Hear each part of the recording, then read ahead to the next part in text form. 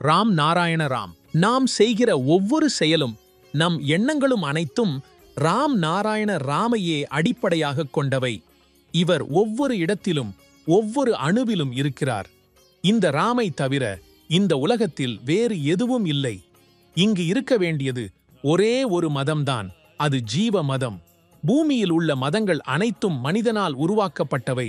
அவை உண்மை அல்ல. நாம் இயற்கையின் விதிகளை ஏற்க வேண்டும். நாம் அனைவரும் ஒரு மதத்துடன் பிறந்தவர்கள். நாம் ஏற்கனவே மதத்துடன் பிறந்திருந்தால் பூமியில் உருவாக்கப்பட்ட மனிதர் உருவாக்கிய மதங்களை நாம் ஏன் பின்தொடர்கிறோம்? ஏன் நம் நேரத்தை அவற்றின் பின்னால் வீணடிக்கிறோம்? இது தவறானது எனச் சொல்ல முடியாது.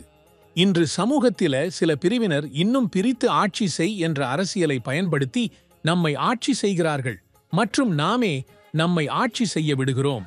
ஏனெனில் நாம் உள்ளிருந்து மிகவும் பலவீனமாகிவிட்டோம். இப்பொழுது மதத்தின் பேரில் மக்களை வழியழிக்கிறார்கள். இது சமூகத்தின் பரிதாபம்தான். ஏனெனில் ஒரு பக்கம் வறுமையின் கீழ் இருக்கும் குழந்தைகள் ஒருவேளை முழு உணவை கூட பெற முடியாமல் வாழ்கிறார்கள். மற்றொரு பக்கம் கோவில்களில் லிட்டர்களுக்கு லிட்டர்கள் பால், தயிர், நெய், பஞ்சாமிர்தம் கொண்டு சிலைகளுக்கு அபிஷேகங்கள் செய்யப்படுகிறது. இதுதான் மதத்தின் அர்த்தமா? நாம் அனைவரும் 5 மூலதத்துக்களால் உருவாகியுள்ளோம்.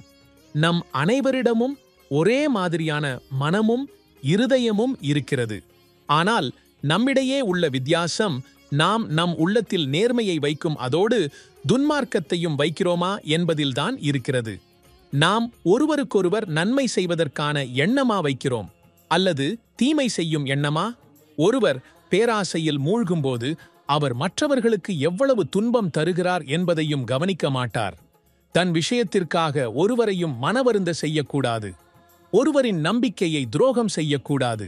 நம் பூமி ஜெபம் மற்றும் தவத்தின் நிலம். நம்பிக்கை நம் பலம், பொறுமை நம் ஒழுக்கம் மற்றும் அன்பு நம் தன்னம்பிக்கை.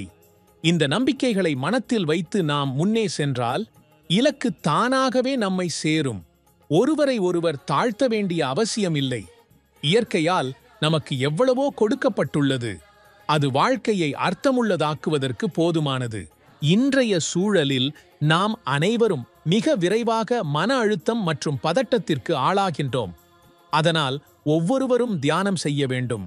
தியானத்தின் மூலம் நாம் நம் இந்திரியங்களை மட்டுமல்லாமல் நம் மனதையும் கட்டுப்படுத்த முடியும். நம் வாழ்க்கையில் சிறந்த மற்றும் சரியான முடிவுகளை எடுக்க இயலும்.